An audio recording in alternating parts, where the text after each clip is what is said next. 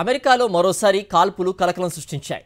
Mississippi రాష్ట్రంలోని ఓ పాఠశాల సమీపంలో విచక్షణరహితంగా జరిపిన కాల్పుల్లో 6 ప్రాణాలు కోల్పోయారు, 12 మందికి పైగా గాయపడ్డారు.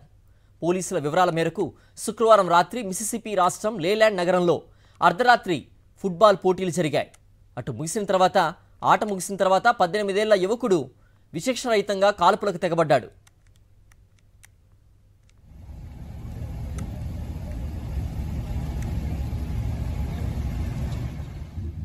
ఈ కాల్పుల్లో 6 అక్కడికక్కడే మరణించారు, 12 మంది గాయపడ్డారు. రద్దీగా ఉండే సమయంలో లేలాండ్ ప్రధాన వీధుల్లో కాల్పులు జరిగాయని నగర మేయర్ జాన్ లీ తెలిపారు.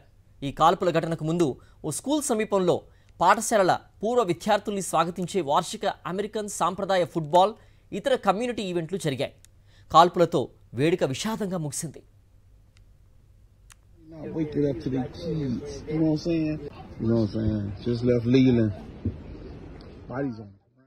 అధికారులు దర్యాప్తును కొనసాగిస్తున్నాయని, నిందితుల్ని గుర్తించేందుకు ప్రత్యక్ష సాక్షులు ముందుకు రావాలని పోలీసులు విజ్ఞప్తి చేశారు. ఇదిలా ఉంటే కాల్పులు జరిపింది 18 ఏళ్ల యువకుడిగా పోలీసులు అనుమానిస్తున్నారు. అనుమానితుడి కోసం పోలీసులు గాలింపు చర్యల్ని ముమ్మరం చేశారు.